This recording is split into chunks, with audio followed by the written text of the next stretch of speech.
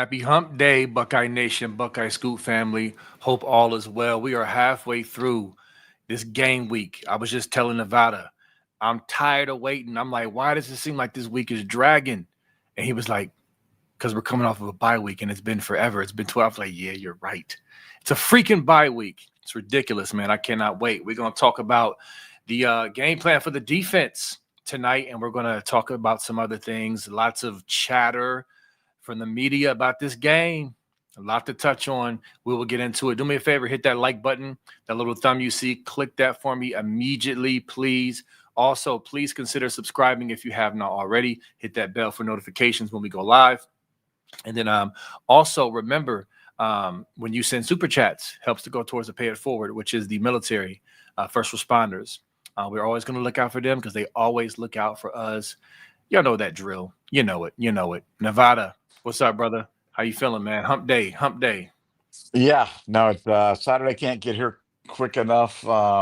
Yeah, it's been a long, long time since we've seen a little Ohio State football, and Yeah. I think we're all kind of chomping at the bit, ready for the Buckeyes to kind of lay it on the Huskies, and they're getting ready to take the trip out there because they got to go. It's a long way out there, and yeah, so things are going to be happening in the next 24 hours, and we're going to be getting ready to go here. But like I said, I wish it was Friday night, but it's only Wednesday, so we just have to just hold on another 72 hours, and then we all get paid off at that point.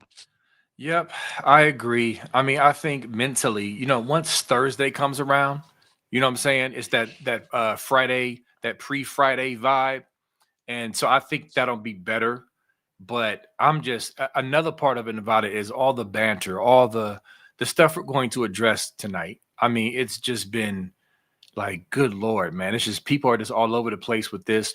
And one thing I'm going to put out there now is this right here. CBS posted this graphic. Something has to give is what they put on their caption. And Ohio State has won 19 straight road games versus unranked teams, and Washington holds a 22 game winning streak at home.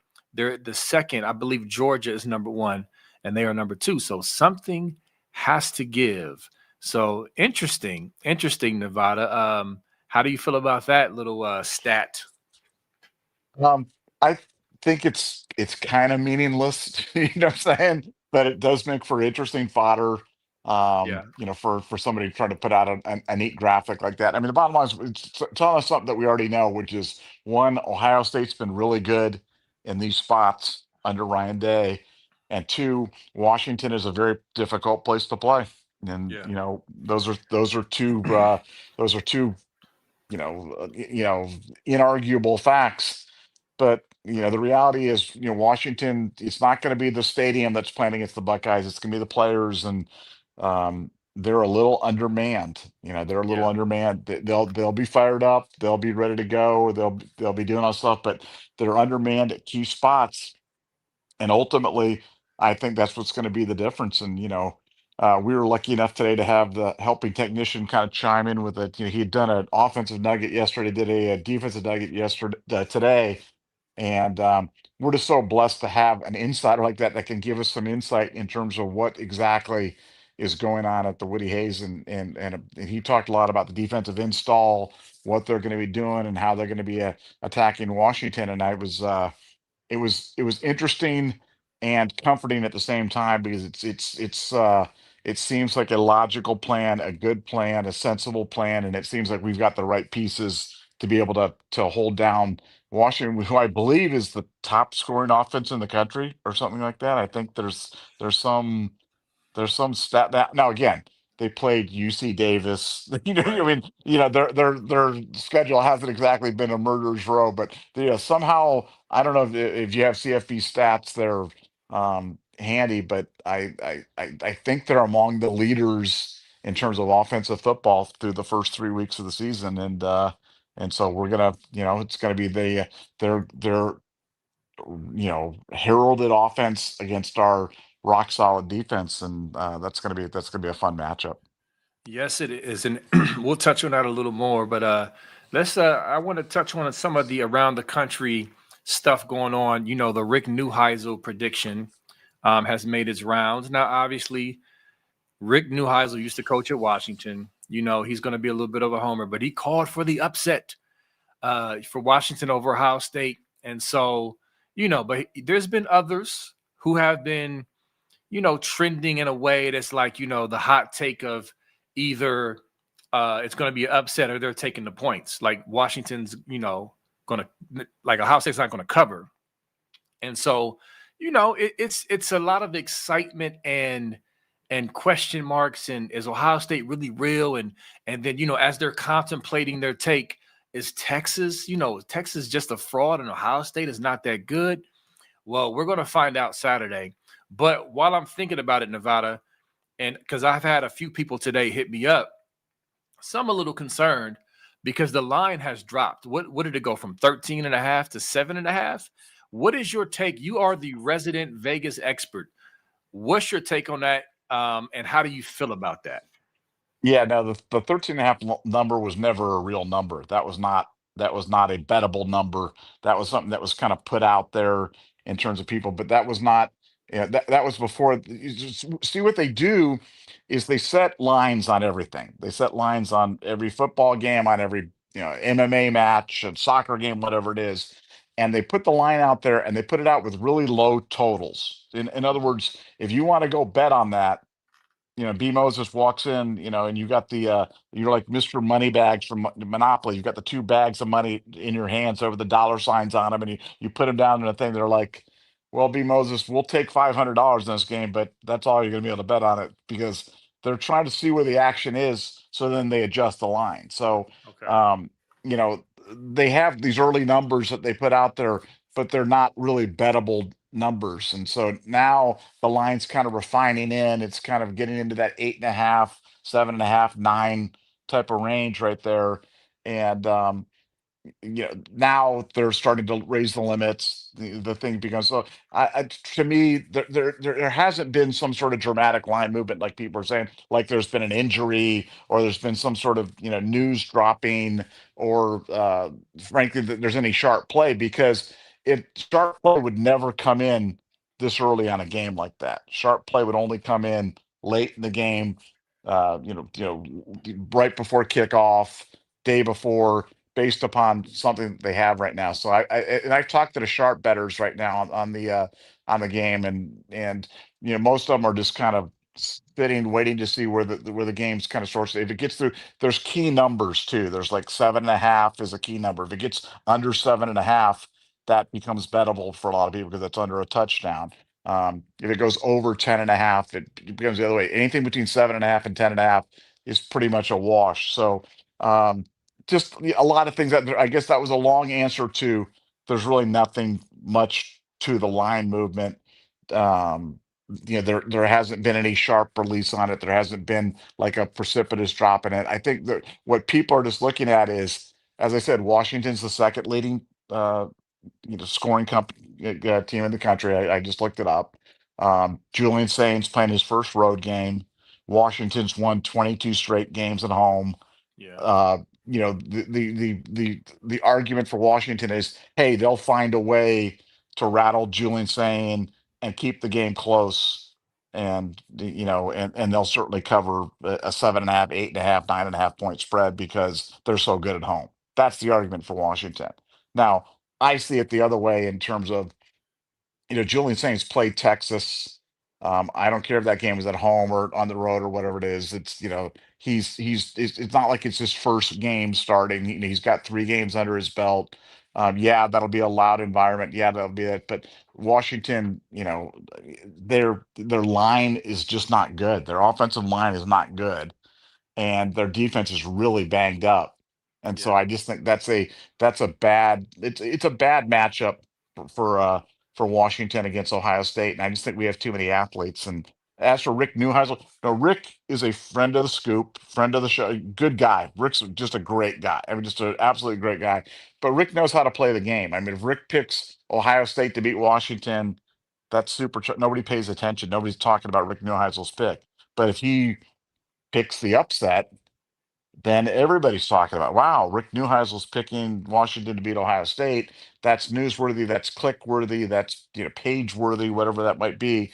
And then heaven forbid it happens.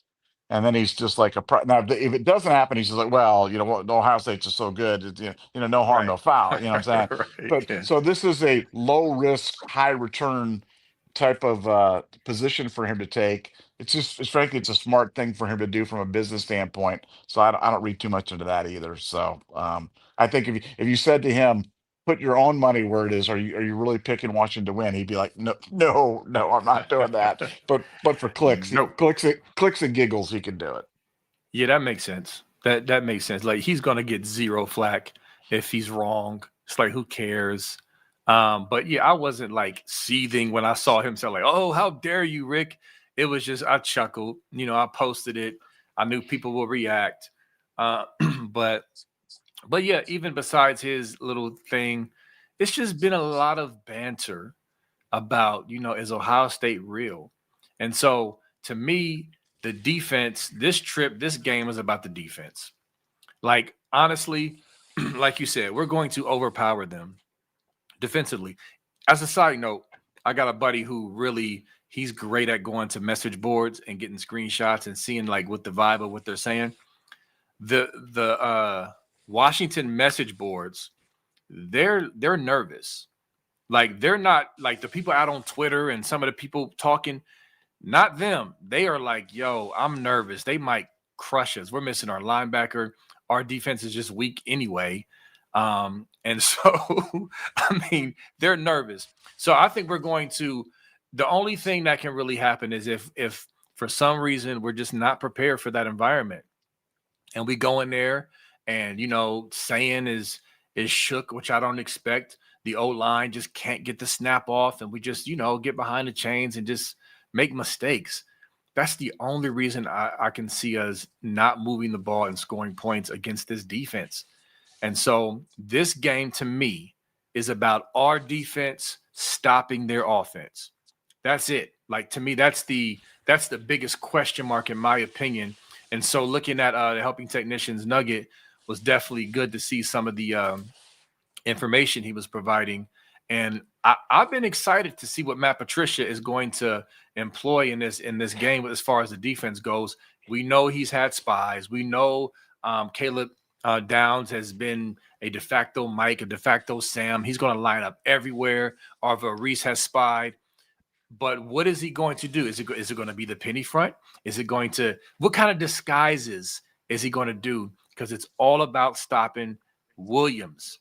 That dude is fast and quick, but we need to hit him. And he's pretty accurate, as well. But Nevada, jump in, bro. Like, do you agree that this the main thing or the bigger question mark about this trip is the defense versus their three-headed monster on offense? Yeah, no, I agree. I think this is the time. This is a game you need to lean into the defense to go win the game. You're not looking to win this game in a shootout.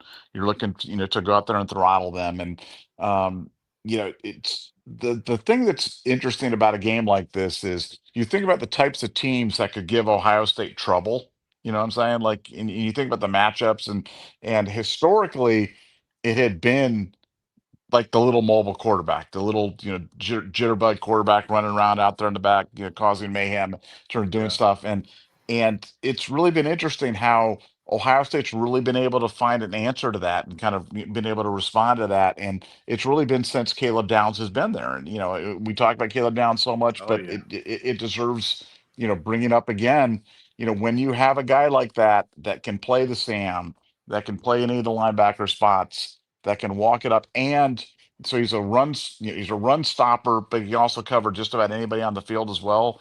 That is just such a cheat code for you, that it makes it really difficult for teams to kind of fully employ the running quarterback. And we lack that big pass rushing defense, and we don't have that guy that's going to get up the field, like a Chase Young, Yeah. like a Will Smith or whatever it is.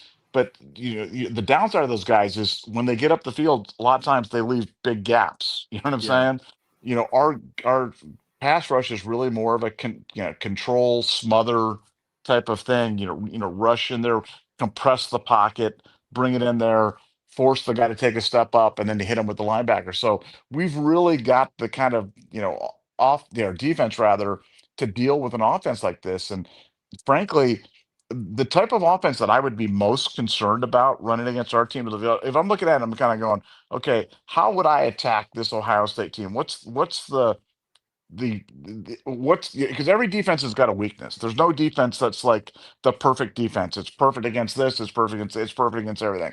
I would say the thing that would give me the most concern would be a power running offense against our defense. You know what I'm saying? Somebody Mhm. who would just run straight ahead, kind of a little bit like Texas was doing there. You know, they're running, straight ahead at us with some success. And I think that's going to be the ones that present us, give us the most challenges because I don't think an offense like this, while it's going to be challenging, I mean, any offense that can score 50 points a game is certainly going to present a challenge. I think we're the right horse for the course to deal with a mobile quarterback. Our lateral speed, our sideline to sideline speed and coverage, the type of pass rush that we're able to initiate from the defensive line, and our ability to cover as well as we have and as deep as we are in the secondary. I just think it's going to be really difficult for Washington to sustain drives against us. I don't think they have the kind of offense that's going to really confound us. And the type of defense that we're going to play. We're going to be walking. Caleb Downs up there. We're going to be using Sonny. Sonny and Caleb are both going to be the quarterbacks on the field. They're going to be moving Caden Curry all over the line. They're going to be playing him in that diamond front where they put him on the nose on pass rushing situations. I mean, I think a lot of that stuff is just really going to be. It's going to make it difficult for Washington, and that's why while I'm always nervous about going, I'm nervous about every game when we play, and I'm certainly nervous about any road game, and I'm certainly nervous about any road game against a team that's won 22 straight at home.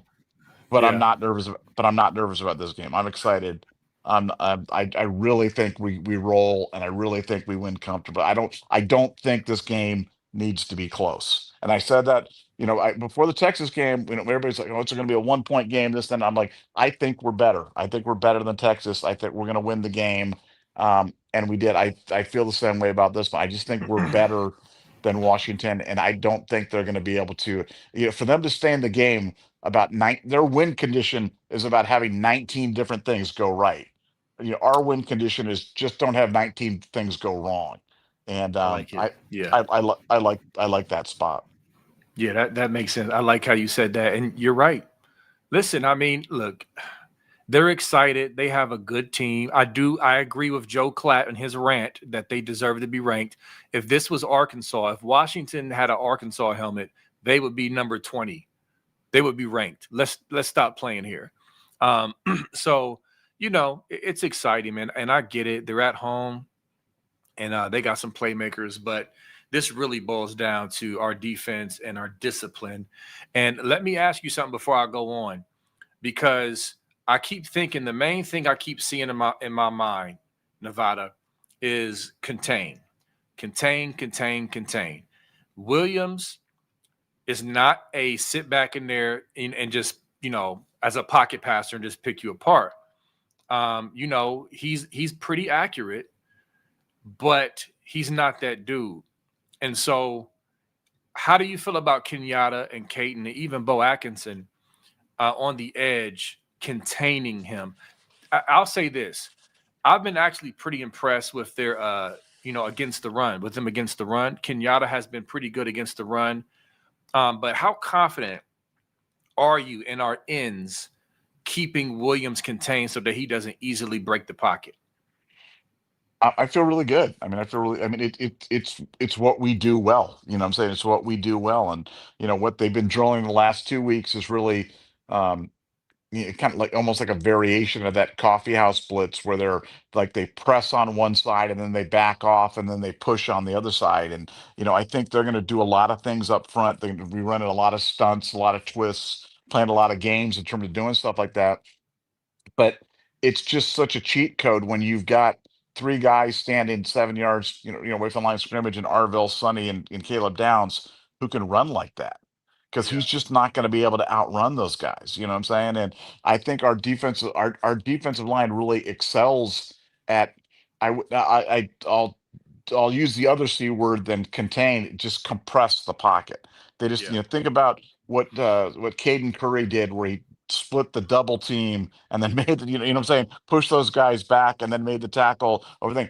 That's what we're good at. We're good at just making that pocket smaller and smaller and keeping those guys in there. And then when the quarterback spills, you've got a guy stepping right up in his face, and that's when he gets the big hits. Because if he wants at 5'10", if he wants to stand there and throw, that's great, but you get a mouthful of Sonny or Arvell or Caleb, and you're not gonna want to be doing that anymore. You know what I'm saying? So I think for Ohio State, I think this is what we're good at. I think if we needed like a classic pass rush type of thing, I wouldn't feel as good. But I don't. This offensive line is not a great offensive line, so our guys are going to be winning battles up front. That pocket's going to be collapsing on top of him, and it's going to spill him out. And he's going to have to run and make plays, and he's going to have to run against guys that are as fast as him, but 6 inches taller and 50 pounds heavier. Yeah. Okay. So let me ask you another question. And I've only watched Washington against Washington State, admittedly. And I don't recall seeing much of any zone read, or I'm sorry, not just zone, not zone read, option. So, because here's my thinking, Nevada. This is what I'm thinking. I'm thinking, okay, if I'm Washington, what is the most advantageous thing for us to do against this defense? Do you try to pound it up the middle, with those linebackers and McDonald and Edric Houston, or do you try to get on the edge and make their corners make tackles potentially, or make them run sideline to sideline and Chase Williams and say, hey, our guy is sure they're fast, but our guy is faster. Like, what do you think they're going to do? I know we don't have a crystal ball, but do you think they're going to do zone read or even option? And then also I personally can see them rolling him out, getting him on the edge, with the option to throw downfield and take off and use his speed and put the defense in conflict and not run right up the middle with Coleman. I'm not saying they won't ever do that because he's a good back, but I can see them trying to get Williams on the edge. Do you see them risking that? Because it's full game. You run that zone read or that option, he's a runner. He can get smacked, and he's a little guy. What do you think they're going to do? Yeah, I think they'll be running. They'll be running RPO. They'll be running. They will try to put the defense in conflict. The problem with rolling out is when you roll out, you really Half kind the of cut field. off half the Yeah. field. Yeah. And Ohio State loves it when you do that, man, because then they can just kind of snap the jaws down on you when you do that. And so, it's always a danger taking away half the field in terms of. But no, I expect, and Ohio State fully expects that they'll be deploying. All sorts of RPO game, all sorts of option game, all sorts of zone read game, as much as they can to try to influence the Ohio State team. Again, it's something that Ohio State guys are really good at because our defense is really cerebral. These guys are it's a smart group. They're really, they're pretty good at sniffing stuff out, at diagnosing stuff out in terms of Yeah. what's kind of going on with that. And they're drilling they fully expect them to kind of run that against. So if and when it does happen, it shouldn't come as any surprise to anybody. That's for sure. Yeah. So, and also right now, let's talk about their big stud receiver, Denzel Boston. I have him up on the screen right now. This is Todd McShay. The caption says, Washington wide receiver Denzel Boston has a big opportunity versus OSU on Saturday. He's vying for wide receiver one in next April's draft. Already through three games, 16 catches for 249, 15 yards per catch and 3 TDs. And then he says, side note, Damon Williams has been dealing this season. So if you can see this clip here, this is Washington State is in zone. They drop back in the zone. Okay. I mean, this is maybe what? Let's see. Let's go ahead and count it. 1,000, 2 1,000, 3 1,000. Boom. And the ball's out. I mean, it's a pretty quick drop back. Here's the other view from behind. Number 12. He's 6'4", long arms, big catch radius. Look at that. Right over the zone. Now, granted, this is Washington State. I understand this is Washington State, but they're going to be looking to go downfield to number 12 often. They're going to try to throw it up for jump balls. They're going to test our corners. They're going to see if Iggy's going to commit PI. You know, a lot of his throws and conversions to him, you know, are just, I mean, he's just putting it up there to where most DBs can't get to. And kudos to Williams, he's placing it very well. But we got to stop number 12. And so I'm wondering what plan we have on the back end. I know Caleb Downs is going to be out there sort of, you know, all over the place. But I'm just because honestly, Nevada, watching them, I don't see another receiver who's just, oh my God, he's scary. I mean, that's it. Like they can't beat us with just him. I just can't see that, Nevada.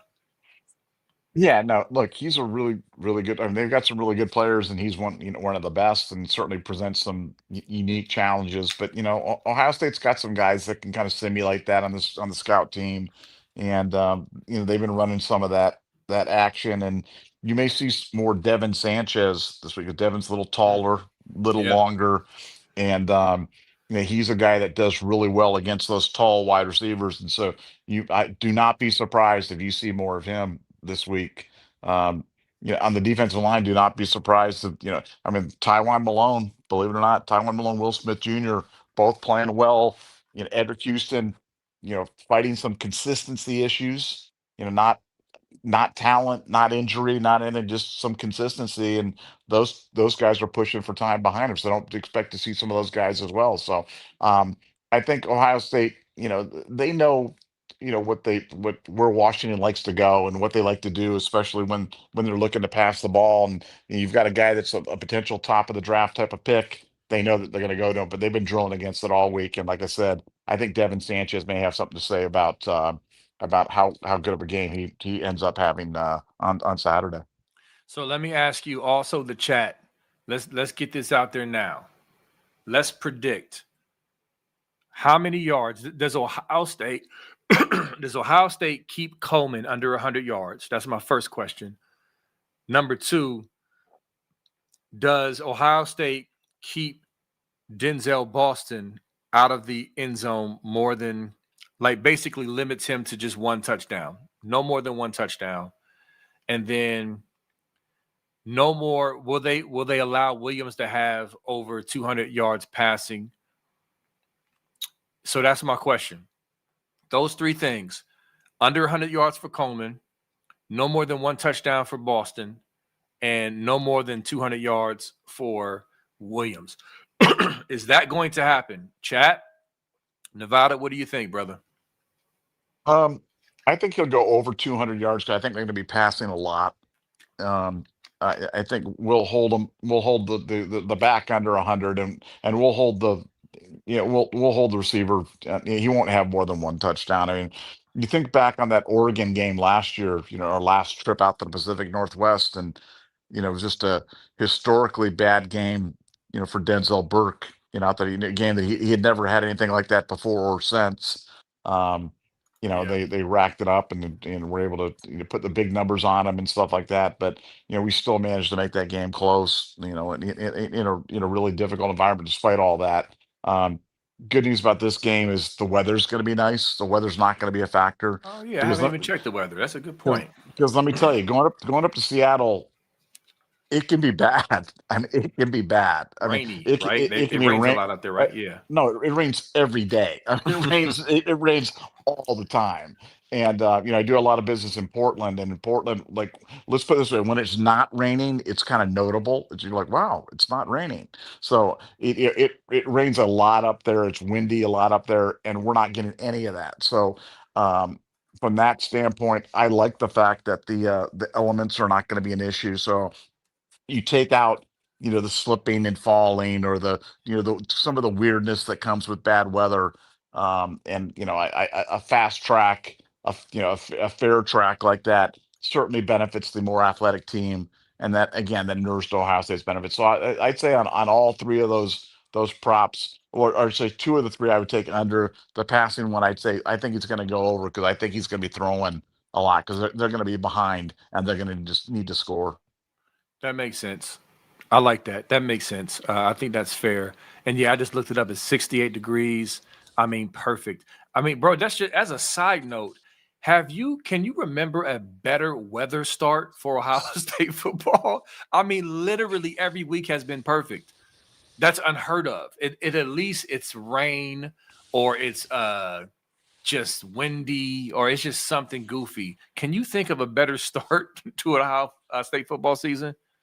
No, and we haven't had the oppressive heat either. We didn't have to play against Texas in 95-degree heat or anything like that. Right. So no, it's been really nice. And I know some people laugh about that stuff, but let me tell you, as a gambler, weather matters, man. I Yeah. mean, weather matters, and when you've got a team like Ohio State that's so talented and so good, you just want to take any of those kind of crazy factors out of the equation. You don't want to play in 40-mile-an-hour winds or a torrential downpour or a freak snowstorm or something like that. So no, when I saw the weather forecast for Saturday, like you say, yeah, it's gonna be as perfect as it can be in the Pacific Northwest there in the fall. And that's, again, I just think it's another really good sign for Ohio State that we're not running into something that's a little bit more challenging.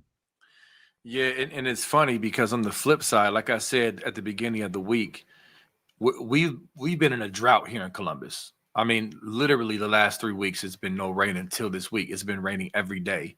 But never mind, it changed. It was supposed to be raining this weekend, but now it's 79. I was going to say if the game was here, we got hit with some rain, but shoot, it's going to be nice here Saturday. 79, partly cloudy. So yeah, I just thought that was interesting. But yeah, I mean, listen, I'm excited about this game. I'm tired of waiting. This bye week has been grueling. Now, kind of as we're like inching closer and closer, the bye week is weighing on me more as we're still waiting for the game to come. And then of course all the talk and banner. I'm excited about it. But this weekend, Nevada, I mentioned this yesterday with the games. I mentioned the games. Shoot, I can do it off the top of the head. After our game, Oregon at Penn State. Very, very intriguing. You got people saying stuff like, if James Franklin, he has to win this game. How many times have we heard that? How many times, Nevada, have we heard James Franklin, before I even go on, has to win this game? Like, how many times? Yeah, no, I mean, look, here's the thing. The uncomfortable truth for Penn State is they're kind of wedded to James Franklin because they're not going to do better than him, and Yeah, they could sure as heck do a lot worse. So that's their guy. He's going to be there for as long as he can cover up any type of scandal or whatever else that might try to bring him down. But now he's going to be there for a long time. And I think James Franklin's he's done a good job. I mean, not a great job, but he's done a good job. He does have an uncanny knack for messing up at key times. He's done that time and time and time again. yeah, And if not for a blocked field goal against Ohio State, on that play, I don't know if you see that play too, but the defensive lineman grabs our guard and pulls him yes, to the side, and the other guy comes right through. And yep, the freaking referees don't call anything, on that thing. But that literally saved James Franklin's career, because he's been making water off of that one for 10 years or whatever, how long it's been since that happened. But yeah, no, yeah, no, I think they're going to play well. I think Penn State's a team that at home in a whiteout situation is really difficult to beat. And I know a lot of people are really high on Dante Moore, the quarterback for Oregon, the former UCLA quarterback. hmm, Um, I'm really skeptical hippo on me Dante too. because I saw him for an entire season. And as I said, I've been a UCLA season ticket holder, probably longer than I've been an Ohio State season ticket holder. But yeah, I mean, he was a 53% passer at UCLA, 53. So to say he was wildly inaccurate, is being kind. So maybe he's figured it out. Maybe whatever. But Oregon's schedule hasn't exactly been the most challenging up to date, and Yeah, this environment's going to be really, really tough. I mean, again, kind of a lot of the same things people are saying about Julian saying. Difficult environment. Road test. How will he do? How will he hold up? So, but I would say as difficult it is to play at Washington, playing at Penn State at night in a whiteout is next level, man. I'm telling you, Yeah. it is next level noise, and it's going to be about as challenging as it possibly gets for Oregon. So we're gonna find out a lot about both teams on Saturday night. Yes, we are. And that's why I'm excited because, I mean, Oregon has played no one, and Dante Moore has not been truly pressured. He has not seen a good defense yet. Am I missing something on their schedule, Nevada? I mean, No, no, they they they they haven't. they, they haven't played anybody, so now it's Right. but to his credit, he's played well against the bad teams, but Sure. it gets different when you play. I mean, you can say a lot of things about Julian Sand, but he's already played Texas, Yep. and for whatever people want to ascribe to Texas about Arch Manning and their offense and Sarkisian, their defense is legit, and Yep. we've already played them, so you know that experience will serve him well in the future. I'm not sure Dante Moore can say the same thing. Exactly. So not only do you have to play a good defense for the first time as a Duck, you have to do it in the one arguably the most intimidating environment in college football. That's two things that you have not experienced yet. And so again, I was talking to my guys earlier and we were talking about saying, and it's just like, sure, you got to go on the road in a tough environment for the first time as a starter, but at least you're going against a mid defense. You're not going against an elite defense. You don't have to go play against Texas defense, you know, in Washington. You know what I'm saying? Like that level of defense. And so, I mean, I'm kind of wait and see. Yes, Oregon has looked good. They've looked flashy. They've looked efficient. I tell you what, Decorian Moore is a stud. He looks really good. But I just don't know, man. And then Penn State has looked underwhelming. I mean, I'm excited about our game, but I'm also excited about this game. I'm telling you, like I'm going to be popcorn ready to watch. And obviously, with them being in conference, and this being a really big game to potentially decide the Big Ten championship and all that, who's playing. This is a huge game. And so, yeah, I'm excited. But we can move on to some other games. But I think you wanted to say something. Well, no, I just think that as big a game as that one is, we've got our first road game. But for all the fans out there, like to your point, this is not a great Washington team. You know what I'm saying? I mean, this is not a great Washington team. So if we don't win this game, we don't have anybody to blame but ourselves, because it's not like we're going up there and playing some juggernaut up there in the Pacific Northwest, and they're just so talented. I mean, if we lose, it's because we completely lay an egg from an execution standpoint, from a game planning standpoint, from a coaching standpoint. Could not handle the pressure. But it's make no mistake, let's not overplay it. Washington's not a great team. They're Right. they're just not. They're a very average team that could rise up and play a really good game against us, and we just need to be ready to take care of it so that you and I can sit back and enjoy the Oregon Penn State game after basking in the glow of the Ohio State victory. Yeah, I agree, man. I agree. Definitely excited. And shout out to Green Wave in the chat. I believe he's a cat from Sports Talk J, his channel, Tennessee Vols fan. And so, like I said, that's my guy, man. That's our guy. Before Sports Talk J, I was very meh on Tennessee fans after my experience at the shoe, although some of them were cool. But I definitely rock with Talk Jay and his people. And also, I'll say Green Wave. I was salty for y'all in that Georgia game, man. I was rooting for y'all to beat them, and I was like, dang it, I can't believe they let that slip away. So shout out to you. But speaking of the SEC, Alabama, Georgia, what you think about this game, man? Well, I mean, I'm just like, yeah, I mean, I know what I want to happen, but I'm just afraid that Alabama's just not good enough to play with Georgia. But I'm Yeah, not convinced Georgia's all that either. You know what I'm saying? yeah, It's tough game. Multiple tough games in a row for them though, and that's always a something. But yeah, I look. The SEC schedules are no joke. People can say whatever they want about the SEC and everything else like that, but man, their schedules are no joke. I mean, some of those teams, you look at the games that they're playing. You look at the Florida schedule. You look at these teams, and you're like, man.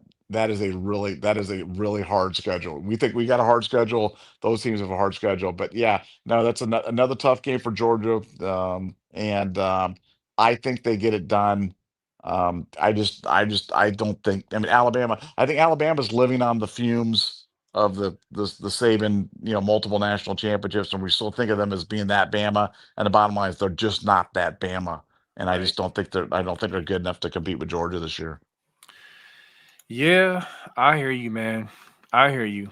It's just I feel you. I want them to beat Georgia, but it's at Georgia, and I just don't trust Bama. That's just flat out. So okay. So here's another intrigue. Let's go back to the Big Ten. USC and Illinois. Now, I want to say this real quick because I forget who it was. They were giving their power rankings, their top 5 power rankings. I think it was Josh Pate or Klatt or one of them. And so the bottom line is this. Let's go straight to the root. Let me ask y'all, Nevada and the chat, if you had to say who is the better team, who has looked better on the field so far, USC or Michigan, what would you say? Nevada, what's your answer before I even go on to this Illinois USC matchup? USC. Okay, chat, please quickly. I want to see your answer in the chat. Who's looked better so far, USC or Michigan? Take your Michigan hate aside and just think about it and tell me who you honestly think has looked better. Okay, so Mike Green said Michigan. A couple said USC. Okay, let's bring a few more answers in. As you do that, I'm asking because I'm going to go with USC. All right. And again, that's my bias to decide. I mean, if it was Michigan, it would be Michigan. Now, listen, they both have to play each other. Michigan has to travel to USC. So my concern with USC is how good is their defense? Can they stop the run enough? I'm sold on their offense scoring enough points against Michigan, for example, or even in Illinois, because I think their quarterback is competent and they have really good running backs and their receivers are solid. And so I think offensively, I'm sold. Defensively, they don't look like a clown show, but they also haven't played an elite offense or a really big time rushing offense. I saw what they did against Sparty. So Nevada and Chat, what's your thoughts on that? I know you said USC, but do you think I'm on point with what I'm saying about USC? Well, yeah, no, I think for sure. Look, I think people are underestimating USC just because USC has been down as of late. Yeah. I think people are underestimating Illinois because of Illinois getting blown out by Indiana, and I think people are selling all their Illinois stock, and I'm like buying because I still think Illinois is a really good team. Yeah. Um, and I felt like I was taking crazy pills because I think it was Mel Kiper, and I understand people they're in the sensationalism business or whatever, but he was talking about Tubby Underwood there at Michigan, and he was like, if that guy is not the number one pick in the draft, I don't, and I'm like, what in the world are you talking? Don't you have to be able to pass the football to be the number Right. one pick in the draft? I mean, like, and again, we saw the same thing with Christian Hackenberg. I heard it for years. They were just talking about Christian Hackenberg, and I would be like, I don't understand Yeah. why there's all this talk about him being the number one consensus number one pick in the draft, and he just completely it ended up sucking. And I think with Fats Underwood, it's kind of the same thing where I think people are kind of they're buying into a story um, that's just not there. You know what I'm saying? Like I don't get it, and I will stand on that, and I think that'll ultimately be their undoing as they've got the blessing of a pretty a pretty winnable schedule this year. But playing at Michigan State, playing at USC, I think those games are going to be sneaky tough for them, and a team like that, easy for those guys to implode, especially if they get behind early. But USC, I like USC. Yeah. I've always thought USC is a sneaky, sleeping giant. If Lincoln Ryan Riley can kind of get it together, their recruiting base is just so fertile and their reputation so good, and they have the advantage of being there in LA. I don't see any reason why they can't be a powerhouse every year, and I think they should be. Yeah, I agree. I think I'm looking at USC. I got my eyes on them. This is going to be a tough game. traveling to Illinois. Illinois, look, Brett Bielema, as much as we've disliked him over the years, I respect him. I think he's going to have them ready. Like I said the other day, I just think they ran into an Indiana buzzsaw. Signetti's a good coach. I mean, he's got them rolling. I just don't think they were ready for that. And they got hammered for it. So now USC traveling to Illinois. I'll have my eyes on that game as well. But I wanted to say something real quick about Michigan and Justice Haynes, because I was thinking about what you said. You kind of gave him some props yesterday, him being a good back. And listen, I do think he's a good back. I want to start out by saying that. However, I was examining what I did earlier. I watched the play, the Oklahoma game. Remember the 75-yard TD he had, right, Nevada, in that game. And I rewatched the play. First of all, Oklahoma was outflanked on that play. They did nothing about it to adjust pre-snap. And the two defenders that were there to stop the run were just completely goofy. I mean, it was just dumb. So I sent it to a couple chats. I said, what do you see on this play? Do you see, oh my God, brilliant offense with a dynamic run by the running back, or do you see terrible defense? What's the one that you pick? They all picked terrible defense after rewatching the play. Here's what I'm saying. Justice Haynes is a really good back, but I just don't know how really good he is, because the first defense that was actually decent bottled him up pretty well. Outside of that 75-yard run against Oklahoma, he rushed for 50 yards with an average of 2.78 yards. So that one pop play after the half, they bottled him up pretty well. So, I mean, I want to see more from Haynes and their running game, because they really haven't played a really good run defense outside of Oklahoma, who is still kind of up in the air for me. So I just wanted to say that. I'm not saying he's not good. I think Justice Haynes is a good back, but I'm not convinced he's a great elite first-round pick back just yet. I want to see him against a really good defense that's not going to be stupid and just leave a gap, as wide as this room for him to run through. What's your take on that, Nevada? Well, no. I mean, I want to make sure that my position is clear. I think he's a good back, but in any way do I think he's a first-round draft pick back? Oh, yeah, Which yeah. would No, mean I know you're not saying that. no Yeah, way, no way, yeah, no how. I think he's a good college back. I think he's one of the better offensive players on a very limited Michigan team offensively. They don't yeah, really have much on the outside receivers. They don't have Colson Loveland at tight end anymore. Their offensive line's fine, and then they got Fats at quarterback. So um, I think that he's good, but I mean, is he better than Quinshawn or better than Trey Henderson or guys that were second round picks? No, no way. I mean, I no. think Justice Haynes is he's a 6th round pick, maybe a 7th, or maybe an undrafted free agent kind of guy. But I think he's a really good, good, running back. God, do I you know, I think he certainly has performed better than either one of our two guys has so far this year. I mean, better than Peoples and better than not. Is he better than them?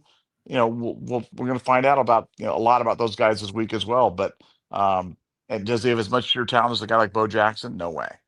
So just Yeah, that was one of those ones that Ohio State was in on it when the bidding went up.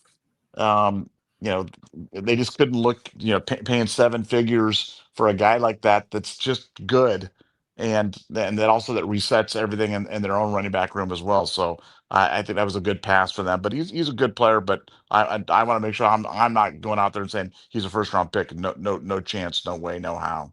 yeah, for sure, for sure. And real quick, I'll say this, Mike. This is a great comment. He doesn't have any wiggle. He reminds me of the Wisconsin back that played for the Colts. If you're not in the run fit, he can hurt you. Exactly. Exactly. That's what he is. He's got really good speed for his size.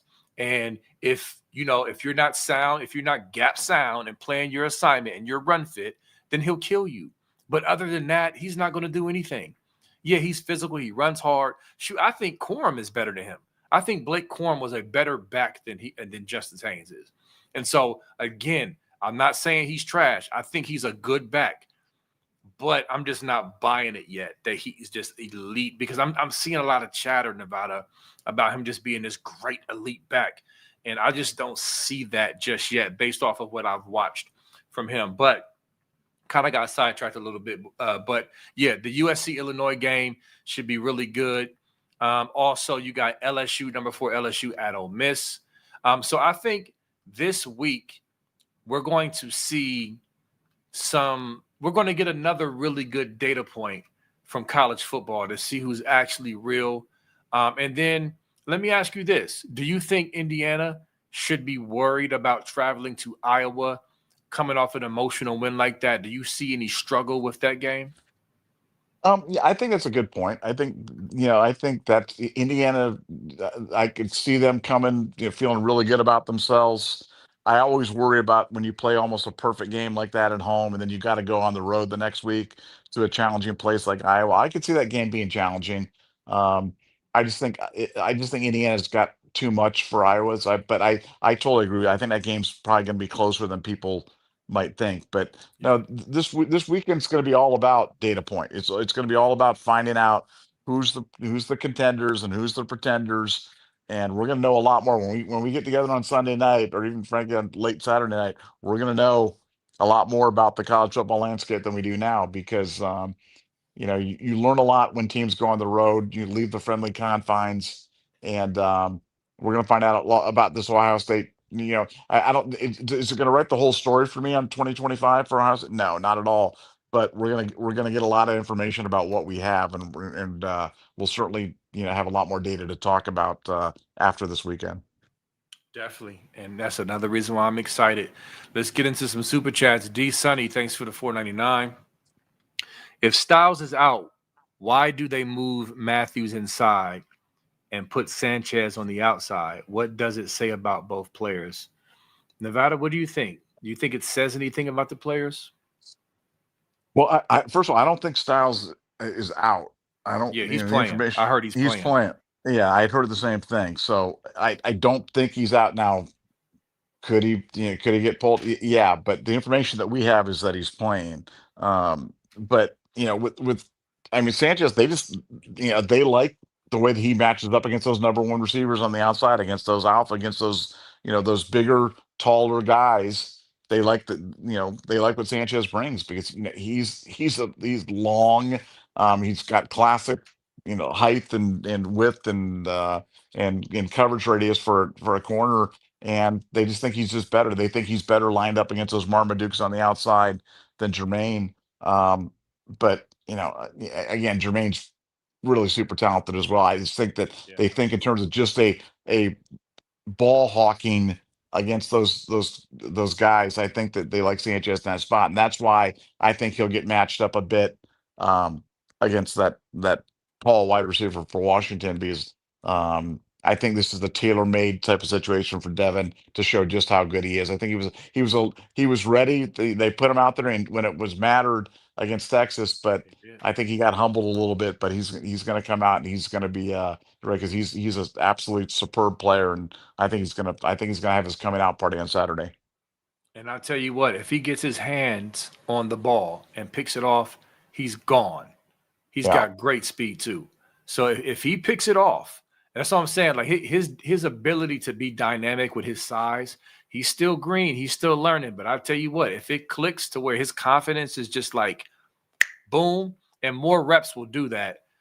Watch out. Watch out. Um, but all right. And also, real quick, do not, and I'm not talking to you, D Sunny. It's just related. You mentioned Styles. I warn you, do not throw away Lorenzo Styles Jr. People listening, do not throw him away. Yes, that was a bad play. He tried to punch the ball out instead of just tackling the man. Terrible mistake, but he was really good up until that point. Seeing him against Texas, we were all like, "Hey, he's playing good," and so don't throw him away. I just want to just throw that out there real quick before we move on. You got anything on that, Nevada? No, I agreed. I mean, he's really good player, and not that we don't have a lot of players, and not that we couldn't fill it in for him if he was missing, but it's good that he's going. That's a good fact for us. Yep, for sure. Mike Green, what's up, brother? Thanks for the 4.99. B Mo, I've been saying all week, Washington D line and O line is hot garbage juice. Washington State was in the backfield all day. Plus, they play man on D. Yes, sir. So yeah, I'm glad you brought that up. The trench play is just not. I think we're really going to flex on them with the trench play. We're going to run the ball on them. And I'm excited to see if Bo Jackson is going to step up on a stage like this. They're going to play Bo Jackson. I don't just listen. I guarantee you, it's just a matter of how many carries.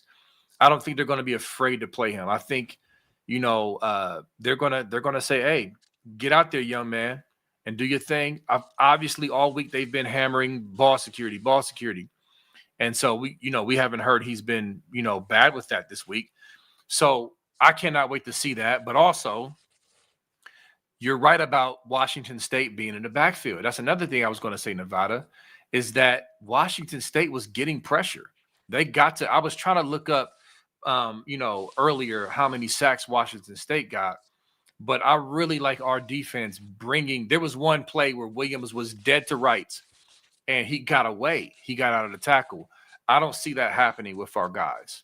So I'm very excited about this line play, our lines against their lines. I mean, that's the obvious. That's where it starts, the line of scrimmage, of course. But we have a crazy advantage with the lines, Nevada. Yeah, and I could not agree more. This post has got a lot of good points in it, and I don't want to miss this last one, which is they're they're a man to man defense team too. Yes. Yeah, Yes. that's what they play. They don't deviate. They don't go to zone. They play man to man. And okay, you're going to play man to man against Carnell Tate and JJ Smith. You know what I'm saying? Good luck with that. So, but that's who they are. That's the type of defense they play. They like to. They're going to bring the pressure, and they're going to go man on the outside. And I just think for Ohio State, they're gonna have to stretch the field. They're gonna have to take advantage of that. They're gonna have to take shots because when you have JJ Smith manned up on anybody on the outside, that's open. Manned up on JJ on the outside is open. Just throw it up and let JJ Yep. go do his thing, go get him draw a pass interference call, but go let him make a catch or whatever it is. But I think you're going to see that a lot as well. But yeah, they are almost exclusively a man-to-man defense team, and again, I think it's a bad matchup for them. Yeah, and I think my guess is that they're going to say, screw it. We're going to bring pressure. In this environment, this loud environment, we're going to test the first time starter. And yeah, we're going to be a man, but we're going to bring corner blitz. We're going to bring, delayed blitzes. We're going to try to rattle him and see if he makes mistakes because we know we can't just straight up cover their guys all game. So we're going to take some risks. And so I think that's what they're going to do. And I'm very happy about that because I don't think saying even, and I'll say this real quick before we move on, even with the interceptions that Sayan has thrown, in my opinion, none of them were panic picks. They weren't panic picks where the pressure was just so strong. It was, hey, I can fit this ball in there. Or let me try this throw. I can make this throw to my great wide receiver. It was not, oh, I'm peeing down my leg picks. So I just don't see Sayan panicking. He just doesn't seem like that type of kid, even in this environment. And I'm sure Coach Day, the best quarterback coach in the country, has been drilling him all week about take the check down, take the sack, whatever, and not do that. Even though he hasn't showed signs of that, I'm sure that has been drilled in him all week, Nevada. Yeah, well, that and the screen game. I mean, Ohio State's gonna employ the screen game. If they catch them in one of those blitzes and they screen them, you see how effective that can be. Last year against Texas, right before the half, where Yep. Trey housed it. Washington's gonna bring it a lot, but Ohio State's gonna try to negate that with some of their screen game. So that's something to watch for as well. Yep. Great point. Great point. All right. D Sunny, thanks for the 499. He said, I've been to Happy Valley and I can't do the small towns. If you were a superstar head coach, what would be your top 5 jobs? You want to start with that, Nevada? You want me to start? I'll start. I mean, certainly USC would have to be one of the top five. I mean, USC is just. I mean, it checks every box. You know what I'm saying? I'd say Ohio State for sure. I'd say Miami just because desirable locales, fertile recruiting ground down there. Um, probably LSU and then probably Georgia. I mean, Texas, but maybe instead of LSU, maybe go Texas and then Yeah, Georgia. Yeah, I thought Texas is Texas. Texas is awful good. Texas is awful good. I think you've got to cover. the Southern California recruiting area, the Texas recruiting area, and the Florida recruiting area, then Ohio State, and then a jump ball for the fifth one. But yeah, yeah, throw Texas in there as well. Great place to live. And like I said, it's all about recruiting in college football. Recruiting is a local business, so you need to have a strong recruiting base. So that's what I think. Those are the superstar programs. Yeah, I like it. I was gonna say, I was like, man, how you leave out Texas? How you leave out Austin? But yeah, you definitely recovered that. You were about to fumble the bag and you caught it right before. But yeah, because I've never been to Austin, but everything I've heard is Austin is mirrors Columbus. It's very similar It's very similar. Yeah, to very similar. Columbus. Yeah, and their campus, Ohio State and Texas has battled for years of Ohio State will add a new building and then they're the biggest, and then Texas is the biggest. So Texas, Ohio State, USC for sure. I was going back and forth on Miami because even though they have that recruiting base, it's just, am I as the superstar coach going to be able to come in and bring back the glory of Miami fully? I mean, I'm still not sold on them this year. I'm not sold on Sleepy Eyes Beck. And I like their DN, Bain, and all that. But let's see, because we hear this every year. So I'm a little hesitant on that. But for my other two, you said LSU. That's tough. I'm trying to think of a different SEC school that will compare, because Baton Rouge being down, yeah, that's tough. I think LSU is cool. I'll go with LSU in Georgia. There's no other SEC school with a better situation as far as recruiting than those two schools. And then, of course, Miami makes sense. Yeah, I have to go with those two, man. I think that's the top five. Yeah, I think it's tough, because I was thinking of the bigger towns just because, and Baton Rouge doesn't exactly, fill that thing, but But New Orleans is with 45 minutes away. with New Orleans 45 minutes away, and with Miami, I just think it gets a nod over Gainesville and over Tallahassee, Yes, yes, So absolutely. yeah, Absolutely, it does. I've never been to Tallahassee. And you're not missing much. I've never been there. I've never been to Gainesville. I've been to Miami though, and I've been to Yeah, Fort Lauderdale, and so yeah. I'm looking My to get back there my with the wife to chill. Miami's off the hook, man. Miami's so much fun. Yeah, yeah, yeah. But so yeah, I like that. Great question, D Sunny. All right, so here we go. Another D Sunny. Thanks for the 4.99. If you were a football consultant and USC brought you in with the job to keep Lincoln Riley but make them a contender, what would you tell them to do? Are you picking up that question? Let me reread it. If you were a football consultant and USC brought you in with the job to keep Lincoln Riley. Okay. So basically Lincoln Riley stays, but you're a consultant coming in to say, hey, this is how we improve the program. What you got, Find Nevada? find your Matt Patricia for the defense. Mm. That's all you got to do. Just find your Matt Patricia for the defense, pay him whatever to do it, and then just hire a good general manager that can help coordinate recruiting for you down there, and just you could return USC to the glory days really really quickly, because they just check so many boxes, and it's such a desirable place to play. And frankly, if you just recruited Orange County, California, you'd be just fine. You wouldn't even have to leave that, and you could get 25 players every year and be just fine. Yep, I would do that, but I'll do you one better, Nevada. That's way better than finding a Matty P. Bring back in the Hollywood stars that used to Yeah, roam the sidelines. Bring Snoop back in. I haven't seen him on the sideline in a long time. Will Ferrell, it's bring because him back in. he's doing the voice. That's what Snoop's doing the voice now. That's true. He's awfully busy now. He's doing He's Olympics, very and I very busy. mean Snoop Dogg. Listen, I'm a huge Snoop Dogg fan. Grew up on Snoop Dogg. I never would have imagined he would have been like he. I mean, he's literally the most famous rapper in the world. And so, Yeah, yeah. I mean, you got to bring him in. He's a USC fan. Bring him in. So that's Hey, what I would do. when Ice Cube can do like family comedies and stuff like that, I guess anything's you know what I'm saying? I mean, do you That's a lose good somebody? point. You know what I'm saying? Like, are we there yet or whatever it is? I'm like, man, wait a second now. I'm watching him in Straight Outta Compton, and I'm like, oh man, this is the same guy that's doing this. It's like, Bro, yeah, listen. That is Good. hilariously. That is a great point. I grew up on hip hop, mostly East Coast, but obviously West Coast. Snoop, Dre, Ice Cube, N.W.A., all that stuff. So Nevada, you are listen. If you would have told me 25 years ago that Ice Cube would be making kids movies, I cute know. kids movies, I would have I laughed know. in your face.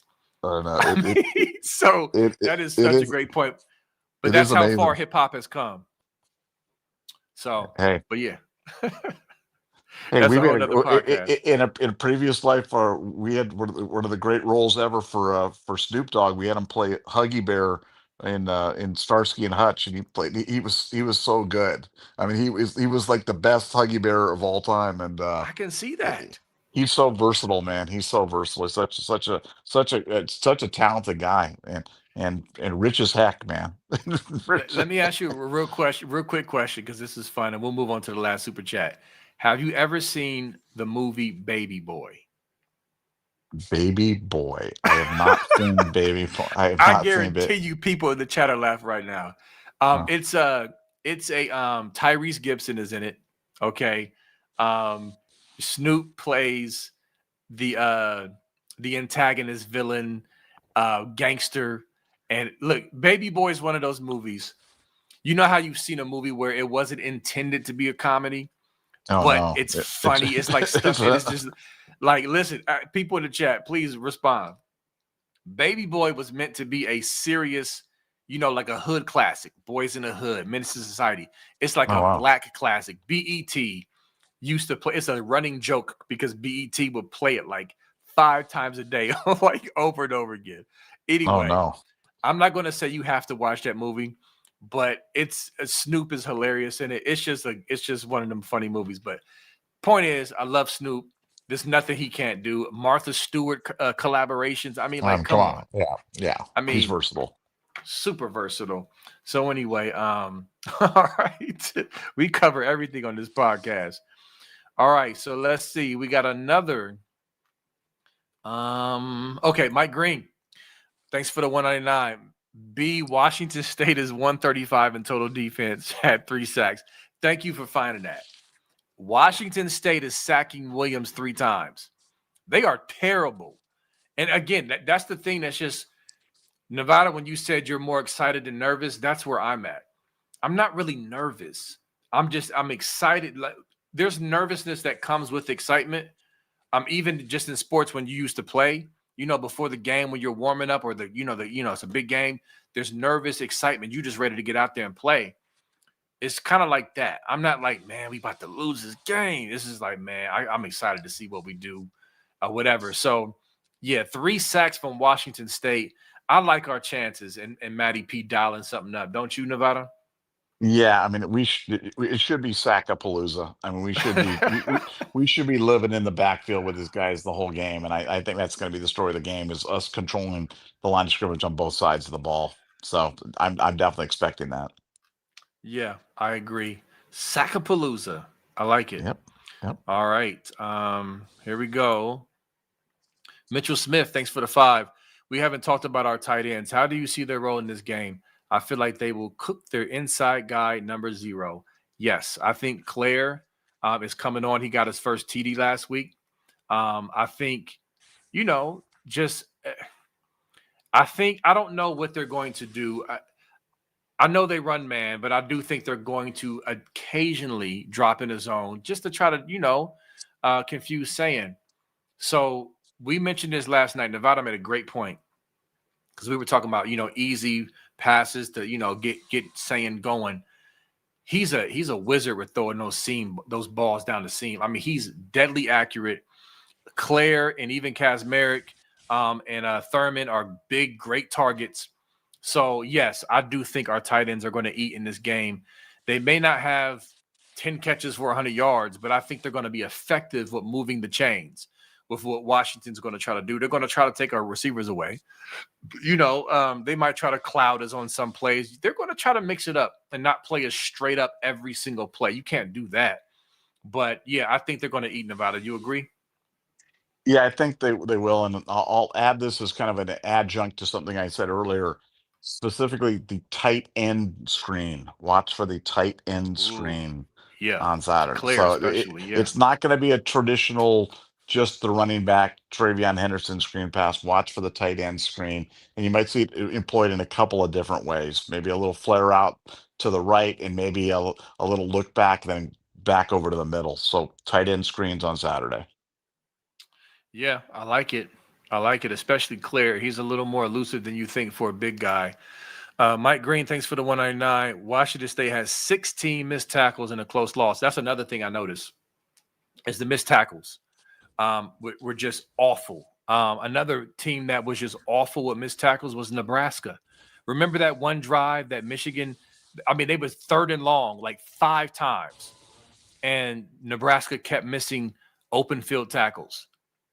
I mean, you would have thought their backs were Barry Sanders. But yeah, Washington State, terrible with missed tackles. And it wasn't just on Williams. Williams is a tough tackle. They were missing tackles against their backup running back, against slot receivers. I mean, yeah, I agree, man. Washington, three-headed monster, got to keep them in check. But if we handle business, this could possibly get ugly, Nevada. Yeah, and we're a good tackling team. I mean, that's been one of the hallmarks, and I think it starts with Caleb. Caleb Downs is just such a good tackler. The guy that just rarely if ever misses a tackle, can really erase a lot of mistakes back there. But we're a good tackling team, and I don't think we're going to be giving up a lot of cheap, unaccounted yards for Washington Saturday. And another reason why I think that we roll. Tackling fuel. Just Yep. always an excuse to say tackling fuel. All right.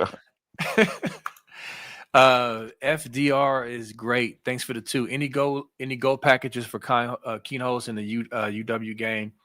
I'm going to say yes, Nevada. That's my answer. I think we're going to see it. What you think? They practice it every week, and so it's just a question whether they dial it up. Also, I'm gonna go. I'm gonna gravy train on you as well and say yes. I think they do it. I They think will. they want to get Lincoln in there, and like I said, they practice it all week. So I don't see why they wouldn't dial it up. Dial it up on Saturday. Right, and they don't have a ton of film on it. They've only ran it once, and Exactly. so yeah. So why not? Why not pull it out? Especially after last week's red zone struggles. Not saying that they don't trust Saying and that they can't clean it up without Lincoln, but why not spring it on Washington when there's no film? So yep, I agree. All right, I knew this was coming as soon as you said Tallahassee. I was like, oh, that's a shot across the bow for Dev. Thanks for the 10. Dang, Nevada, for the Buckeye boys, Dev. Hating on my current home city, Tallahassee. Tallahassee's way better than Miami for living anyway. County over city all day. OH, Nevada. What? Yeah, yeah, and that is quite a take. That is quite a take. I'll just say that they all. How about this? We'll agree that they're both unique in their own ways, and I guess it's just a matter of particular taste. But yeah, for my taste, I prefer the Miami. I think that for a big, remember the premise of the question was didn't like the small towns, wanted to go for kind of a bigger premier type of thing. So that's why, Devin. So it was the question that led me to that answer, not any of my particular preference for Miami over the beautiful suburb of Tallahassee. Well, there you go. We can fight about this later on the group chat. But but I'll say this, I'll quickly weigh in. Give me Fort Lauderdale over both. As a grown married man, maybe 20 years ago I would have said Miami, but Fort Lauderdale's beaches, beautiful. The food was amazing, less packed and congested and wild. Give me Fort Lauderdale today over those two, even though I've never been to Tallahassee. But I mean, come on, it's not. I mean, whatever. But anyway. All right, Mike Green, thanks for the 199. It's all on Julian staying poised in that stadium.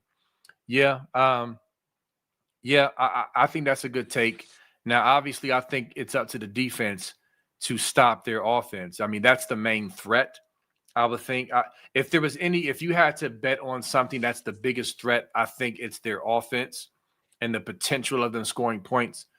But on the flip side, yes, as long as Julian Sand doesn't urinate down his leg, I think we're going to be more than fine. And not just Julian Sand, but also the line making the calls and the silent count. So yeah, I think that's a fair take. Mike, what you got, Nevada? Yeah, no, I agree. I think first of all, I want to say Mike Green has been on fire tonight. He's made Fire. about he's made Great. about Yes. 15 great points already tonight. But yeah, I mean Julian just has to stay within himself, and um, they're going to do everything. Look, their game plan is going to be 100% predicated upon confusing him, confounding him, frustrating him, and he's just Yes. got to stay within himself and battle through it, and we'll be fine. And I think Julian's got that. I think he's got the DNA to handle the situation. So I think he's going to be good. Yeah, I agree. And he has Ryan Day over his shoulder. And so, yeah, he already has what it takes to be a cool customer, even in an environment like this. And then you got Ryan Day. And really they know, listen, Ryan Day, he's quietly a veteran. I mean, like I know people just look at Ryan Day like he's just not, he's been around some blocks now. Okay. So I trust them going into this game and doing the right thing to get him prepared. So I'm excited, y'all. That's it for the super chats. Great, great super chats tonight. Great comments, questions, whatever. Wonderful. All of y'all. D Sunny, Mike Green, all of y'all. Greatly appreciate it. All right, listen, we're getting closer to game day. All right. Very, very excited. And so, listen, we're going to see y'all next time. I'm sure there's going to be more hot takes between now and then, and we'll chop it up and talk about it. Until then, go Bucks, and we will see y'all next time. Peace.